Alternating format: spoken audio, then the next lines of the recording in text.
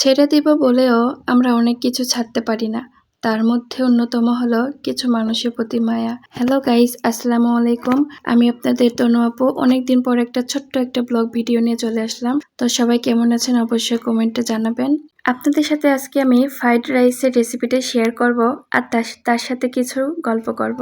কথাগুলো একটু মনোযোগ দিয়ে শুনবেন, আশা করি ভালো লাগবে। আসলে ছেড়ে দিব বলেও আমরা অনেক কিছু ছাড়তে পারি না। তার মধ্যে কিছু মানুষের প্রতি মায়া। মাঝে মাঝে যুক্তি দিয়ে অনেক কিছু ভুলে যাওয়ার চেষ্টা করলেও হৃদয়ের মায়া বড় অদ্ভুত এক বাধা হয়ে দাঁড়ায়। আমরা মুখে হয়তো বলে ফেলি সব শেষ, আসলে কি সব শেষ হয়ে যায়? শেষ হয় না। আসলে মায়া এমন একটা শিকল যা ছিঁড়ে ফেলা যতটা সহজ মনে হয়, বাস্তবে তার চাইতে বেশি কঠিন। কারণ অভ্যাস বদলানো গেলেও মনের মায়া সহজে বদলানো যায় না। আমরা কত পরিকল্পনা করি, এটা করব ওটা করব, মনে করি জীবন আমাদের ইচ্ছা মতন চলবে, কিন্তু হঠাৎ একদিন সব এলোমেলো হয়ে যায়। যেসব স্বপ্ন বুকে বেঁধে রেখেছিলাম দেখি তার অনেকটাই পূরণ হয় না। অনাকাঙ্ক্ষিত বিপদ এসে জীবনে নতুন মোড় দেয়।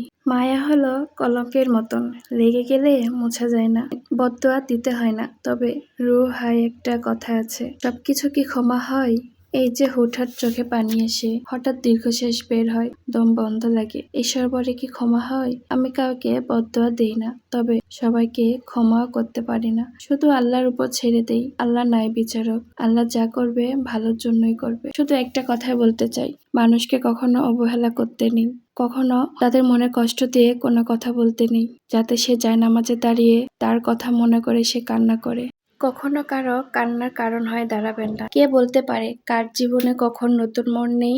আজ যাকে অবহেলা করছেন, হয়তোবা কোনো একদিন তাকে আপনার সবচাইতে বেশি দরকার হবে। তো আপনাদের সাথে গল্প করতে করতে আমার ফ্রাইড রাইস রান্না করা অনেকটাই হয়ে গেছে। সবকিছু মিক্স করে নিচ্ছিলাম, আর লাস্টে আমি এখানে সয়া সস অ্যাড করে দিলাম। তো ওইভাবে রান্না করে দেখবেন, আসলে বাহিরেরটার চাইতে বাসায় হোমমেড রান্না করে খাওয়াটা অনেক মজা আর অনেক স্বাস্থ্যকর। ভিডিওটা অনেক দিনেরই বানানো ছিল, কিন্তু আমি অসুস্থতার কারণে ভয়েস দিতে পারি নাই, যার কারণে এতদিন পর আজকে ছাড়তেছি। কণ্ঠ শুনে বুঝতেই পারবেন আসলে ঠান্ডার কারণে কণ্ঠটা অন্যরকম লাগতেছে, প্লিজ কিছু মনে করবেন না।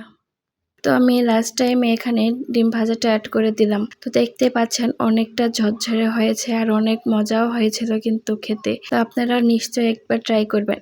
আর আমি কিন্তু ফ্রাইড রাইসের সাথে এখানে চিকেন চপও বানিয়েছিলাম। যদি আপনারা চিকেন চপের রেসিপিটা দেখতে চান তাহলে অবশ্যই কমেন্টে বলবেন, আমি নিশ্চয় ট্রাই করব আপনাদের রেসিপিটা দেওয়ার। তো অবশেষে আমার ভিডিওটা কেমন লেগেছে অবশ্যই কমেন্টে জানাবেন। আর পাশে থাকার জন্য সবাইকে অনেক অনেক ধন্যবাদ। আসসালামু আলাইকুম।